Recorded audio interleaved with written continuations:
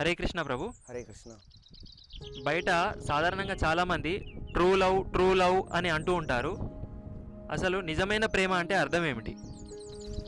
అది true love కాదండి, true lust. అది నువ్వు చాలామంది చెప్తారు ఐ లవ్ యూ అని చెప్తారు, కాదు అది లస్ట్ యూ యాక్చువల్. అది ఎందుకంటే చూడండి, నిజమైన ఈ భౌతిక ప్రపంచంలో మనము చూసినట్టయితే, భౌతిక ప్రపంచంలో ఉన్నటువంటి సంబంధ బాంధవ్యాల్లో చూసినట్లయితే ఒక తల్లి పిల్లవాడిని ప్రేమిస్తుంది, నిస్వార్థంగా ప్రేమిస్తుంది అన్నట్టు. అది ఒక రకంగా అది చాలా పవిత్రమైనది. ఈ భౌతికమైన బాంధవ్యాలు ఉన్నటువంటి సంబంధాలు చూస్తే, ఒకవేళ నిజంగా ప్రేమించినట్లయితే, నిజంగా ఒక వ్యక్తి ఇంకో వ్యక్తిని ప్రేమించినట్లయితే ఆ వ్యక్తి యొక్క లాభం కోసమే ఏమైనా చేస్తాడన్నట్టు. ఈ వ్యక్తి ఆ వ్యక్తి యొక్క నిజమైన లాభం అంటే ఏంటిది అనేది అర్థం చేసుకుంటాడు. ఓన్లీ కేవలం ఈ శరీరం కోసమే ఆలోచించాడు. అర్థమవుతుందా? అంటే నిజమైన లాభం అంటే, ఇప్పుడు చూడ, మనం ఒక వ్యక్తి పుట్టాడంటే మరణం, ముసలితనం వస్తుంది, మరణం వస్తుంది, వ్యాధులు వస్తాయి, ఇవి రకరకాల సమస్యలు అనేవి వస్తుంది. వేరే వ్యక్తుల ద్వారా సమస్యలు వస్తాయి, మన శరీరం ద్వారా సమస్యలు వస్తాయి, మన మనసు ద్వారా సమస్యలు వస్తాయి, ప్రకృతి ద్వారా సమస్యలు వస్తాయి.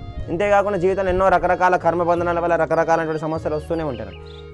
ఇన్ని సమస్యల్లో ఉన్నాను కాబట్టి నేను ప్రేమించే వ్యక్తి ఈ సమస్యలన్నిటి నుంచి బయటపడాలి అని ఆ యొక్క బయటపడేటువంటి విధానాన్ని ఆయనకు తెలియజేసి శాశ్వతంగా ఇవన్నీ సమస్యల నుంచి తీసుకొస్తాడు.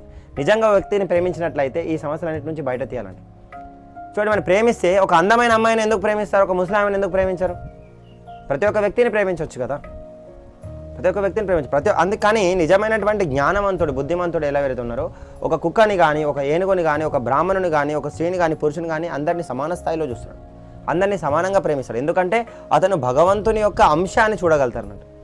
అప్పుడు మనం ఎవరి పట్ల ద్వేషాన్ని పెంచుకోం, ఒకరి పట్ల తీవ్రమైనటువంటి ఏదైతే భగవంతుడు కేంద్రీకృతంగా మనకు ప్రేమ అనేటువంటి లేనప్పుడు అది మనకు ఇబ్బందిని చీకొస్తుంది.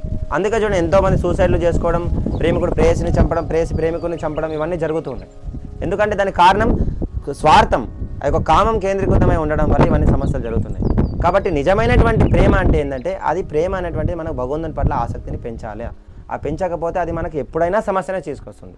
ఇప్పుడు కాకపోయినా తర్వాత ఏదో సమయంలో సమస్య తీసుకు, ఎందుకంటే వాళ్ళ యొక్క స్వార్థం సెంటర్ పాయింట్లో ఉన్నది. హరే కృష్ణ.